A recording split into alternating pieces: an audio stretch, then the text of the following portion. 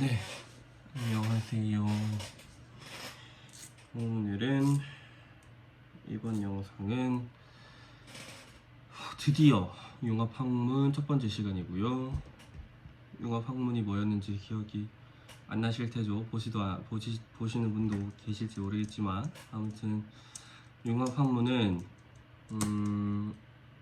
한 가지 철학적인 주제에 대해서 임의적으로 제가 자의로 판단을 해서 주장을 정리하고 그 주장을 뒷받침해주는 여러적인 근거들을 공부하고 써먹기 위해서 실전에 제 걸로 만드는 시간입니다. 융합학문은 첫 번째로는 철학적 근거가 중심이 될 거고요. 두 번째는 법학적, 그 다음에 사회학적, 그 다음에 경제학적, 이렇게 네 가지 근거들을 차례차례 공부를 해보려고 합니다. 그리고 제가 공부를 해봤는데 쉽지가 않습니다.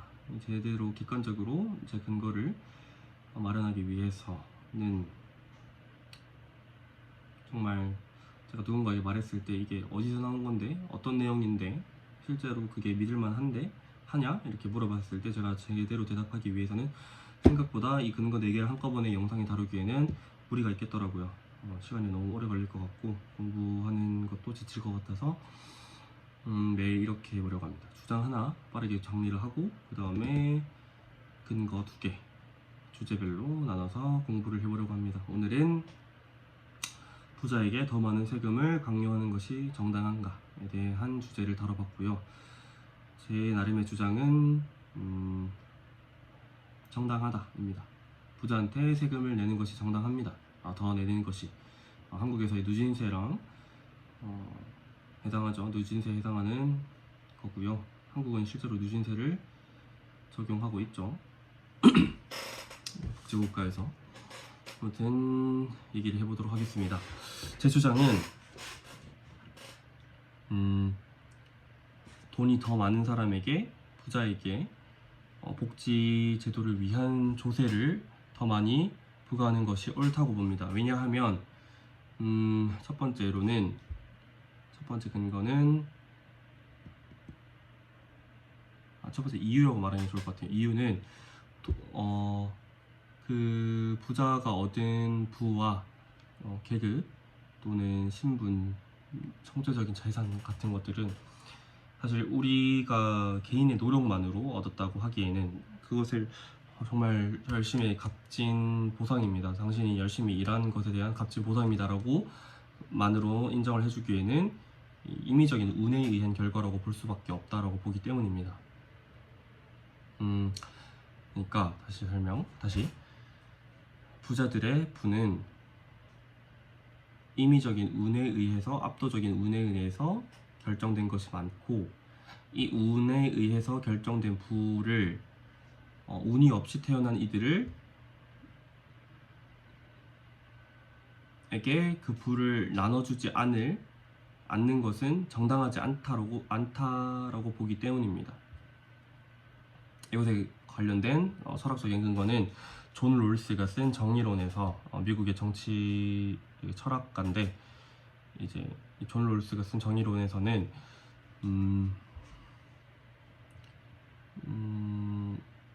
저와 똑같이 그 부자들의 재산은 임의적인 운에 의해서 결정된 것이 압도적으로 크다라고 보고 있습니다. 그리고 그 운에 의해서 결정된 그 값들을 이제 최소한의 삶을 위해서, 인간다움을 위해서 약한 자들에게 나누어지는 것이 정당하다고 보고 있고요. 또 무지의 베일이라는 개념이 나오는데 우리가 모두 다 같이 베일에 쌓여진 채로 이제 세상에 태어나지 않은 채로 어떠한 운에 의해서 어떠한 환경에 놓여질지 모르는 상황 속에서 합의를 해본다면은, 만약에 우리가 가능하다면 당연히 모두가 가장 약하게 태어날 사람에게 최대 혜택을 주는 것에 동의를 할 거다라는 개념이죠. 그렇지 않습니까? 우리가 모두가 문을 가린 채로 자 이제 너네 태어날 건데 이제 부자로도 태어날 수 있고 거지로도 태어날 수 있어.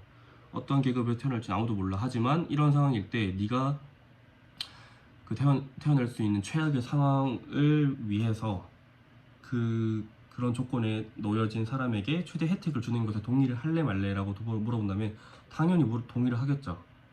내가 부자로 태어나봤자 나에게 뺏기는 것은 그렇게 나에게 큰 심리적인 경제적인 고통을 안겨주지 않을 테니 그 최악의 상황에 태어난 사람의 고통과 비교해 봤을 때 테니 그렇게 합의를 할 거다라는 거죠. 지금 생각해도 상당히 옳은 말입니다. 그렇기 때문에 이제 부자에게서 더 많은 것을 빼앗아서, 그렇게 많이 빼앗아 봤자 사실 인간다운 삶을 보장하기 위해서 빼앗는 것이기 때문에 그렇게 많이 빼앗겨지지도 않고 빼앗아 봤자 큰 타격도 없을 겁니다.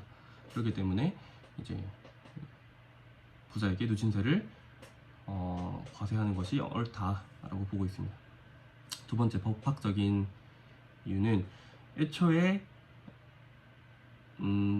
조세정의 자체가 우리 한국에서 내린 조세정의 자체가 누진세를 긍정하고 있기 때문입니다.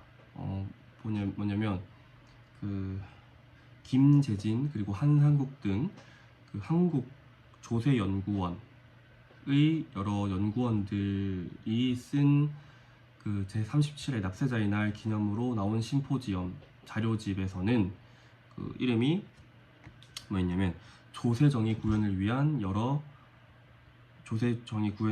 주요 정책 과제. 다시 김재진, 한상국 등 한국 조세 현재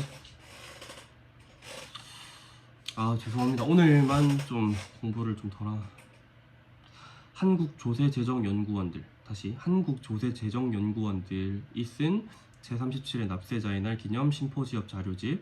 이름은 조세정의 구현을 위한 주요 정책 과제. 조세정의 구현을 위한 조세 정책 과제에서는 조세정의 자체를 뭐라고 되어 있냐면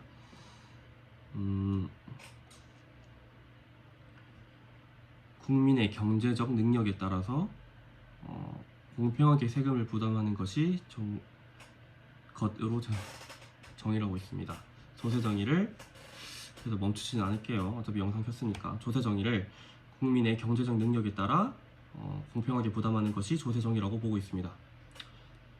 존 롤스의 정의론 했었고, 그 다음에 김재진, 한상국 등 한국 조세재정연구원들이 쓴 제37회 납세자의 날 기념 조세정의 구현을 위한 주요 정책과제 심포지엄 자료집에서의 조세정의라는 개념을 정의할 때 어떻게 정의를 했냐면, 국민들의 경제적 능력에 따라 공평하게 부담하는 것이 조세정의라고 보고 있고, 정의를 했고, 그 조세정의를 달성하기 위한 핵심 장치 중에 핵심 개념 중에 하나로서 수직적 공평을 보고 있습니다. 더 많은 부를 가진 사람에게 더 많은 세금을 납부하는 것이 옳다 라는 수직적 공평, 이 개념이 포함되고 있습니다. 이 수직적 공평이 이루어질 때만 이제 조세정의가 이루어진다라고 한국 그 공공기관에서 이제 조세정의를 그렇게 보고 있기 때문에, 제가 말하는 더 많은 사람에게 더 많은 세금을 복지 제도를 위한 세금을 강요하는 것이, 납부하는 것이, 부과하는 것이 옳다라는 것이 그 한국의 비단 제 주장뿐만 아니라 공공기관에서도 인정을 해주는 조세정의 개념과 맞닿아 있다라고 볼 수 있겠습니다. 너무 헐겁네요, 제 주장과 근거가. 다음에 확실히 공부해서 이제 경제 분야랑 이제 사회학적 분야도 남았죠. 그거는 좀 제대로 공부를 해서 말씀을 드려보도록 하겠습니다. 감사합니다.